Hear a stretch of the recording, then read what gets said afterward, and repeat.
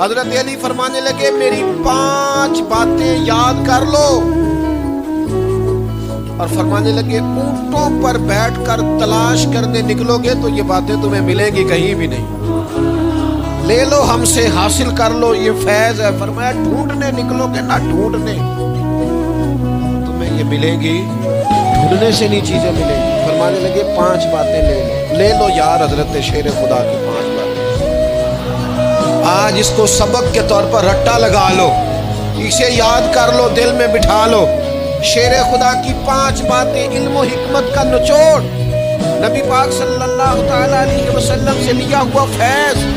وہ حضور کی امت کو بانٹتے ہیں، اپنے سے محبت کرنے والوں کو عطا کرتے ہیں۔ حضرت مولا علی شیر خدا فرمانے لگے 5 باتیں لے لو، تم اونٹوں پر بیٹھ کے نکلو گے تو تھک جاؤ گے، لیکن یہ باتیں تمہیں کہیں نہ ملیں گی۔ حضرت علی باتیں بیان کرتے ہیں، فرماتے ہیں پہلی بات یہ یاد رکھنا، بندے کو امید صرف اپنے رب سے رکھنی چاہیے، جیت جاؤ گے دوستو دنیا میں اگر یہ بات آ گئی، بچ جاؤ گے، دل ٹھنڈا رہے گا، بے قراریاں بے چینیاں پریشانیاں جان چھوڑ جائیں گی، امید صرف اپنے رب سے رکھو۔ حضرت مولا علی شیر خدا رضی اللہ تعالیٰ عنہ دوسری بات بیان کرتے ہیں، فرماتے ہیں اپنے گناہوں سے ڈرا کرو۔ تم غریب ہونے سے ڈرتے ہو، تم تنگ دستی سے ڈرتے ہو،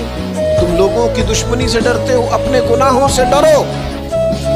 کہیں ایسا نہ ہو کہ تمہاری نافرمانیاں رب کی ناراضگی کا سبب بنے، اپنے گناہوں سے ڈرو۔ اور تیسرا مولا علی شیر خدا رضی اللہ تعالیٰ عنہ فرماتے ہیں اگر تم جاہل ہو نا، تمہیں پتہ نہیں، تو علم کے بارے میں سوال کرنے سے کبھی نہ شرمانا، پوچھ لینا فائدہ ہوگا،